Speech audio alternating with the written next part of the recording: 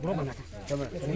طيب انا بحمل الذره مع رز، بحمل في ارباحيه اقتصاديه، في توفير للمجهود، في توفير للمال، في توفير للمياه. انا بختار اصناف معينه بشتغل بيها. انا عندي صنف سوبر 300 ده احنا قلنا عليه، ده صنف بيحمل الجفاف. بيحمل الجفاف يعني ايه؟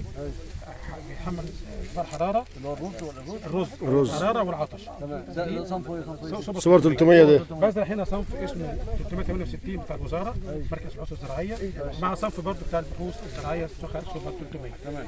بزرعهم. ادي المصطبه بتاعتي عاملها 80 سم. بعمل هنا المصطبه بتاعت الرز 3 مترين.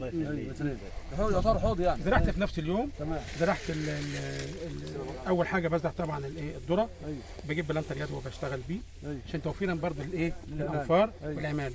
وديت برضه بقى اشتغلها سواء بالنقره او سواء بالبلانتر برضه بيخش يزرعها ربع ساعه نص ساعه اكون مخلص. سليم.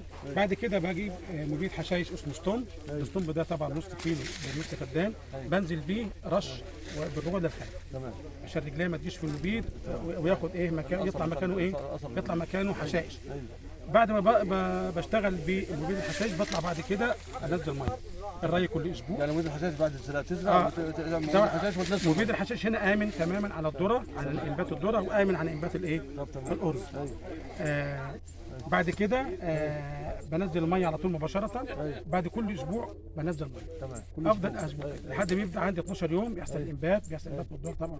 تمام. بعد كده على 15 يوم ببلعم الذره، ببلعمه عن طريق مثلا ما بستنش الاصابه تجيلي.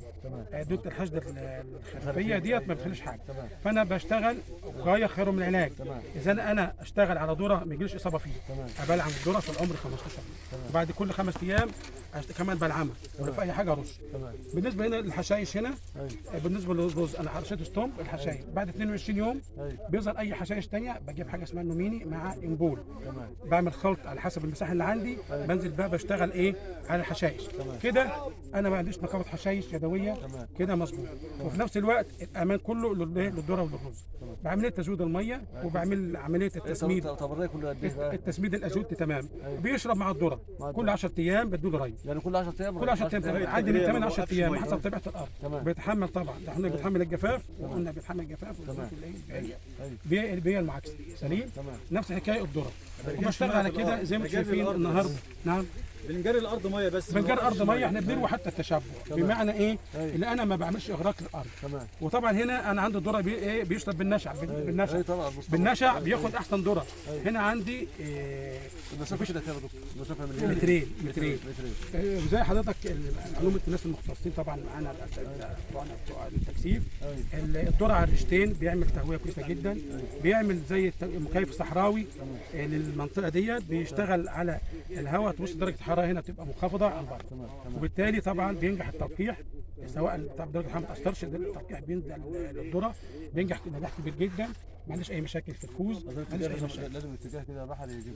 اي كان الاتجاه يعني على حسب طبيعه ارضك، على طبيعه الارض. اما الارض رفيعه، ارض عريضه، ارض بحري قبلي على حسب عشان درجه الحراره تبقى لو ارض مستطيله رفيعه هضطر اعمل مش هعملها بالعرض، اعملها بالطول.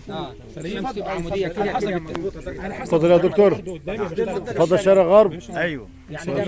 وطبعا بيجيب انتاج وفير ان شاء الله باذن الله. هيعدي كمان 20 ارداب كده بمراحل اللي احنا شايفينه. انما مزروعه الريشتين. كل سنه طيبين. وعندنا مزارع متفاهم جدا، بحث علمي يعني راجع 10 على 10. يا كابتن انا راجل محترم. تعليمات البحث العلمي والتجارب الزراعيه بالغربيه نفذها على اكفأ وجه، على أكفأ كلام يعني مظبوط. بسم الله ما شاء الله. انتاج وفير. وطبعا لكل اهل بسيون طبعا نتمنوا ان هم على دماغنا من فوق كلك والله. المزارعين بسيون طبعا احسن ناس، واحسن ناس بتشتغل زراعه صح. طبعا مهم جدا ان هم يشوفوا الحاجه على الطبيعه عشان يقدر يزرعها ويعممها عنده. والله نسجله دي والله.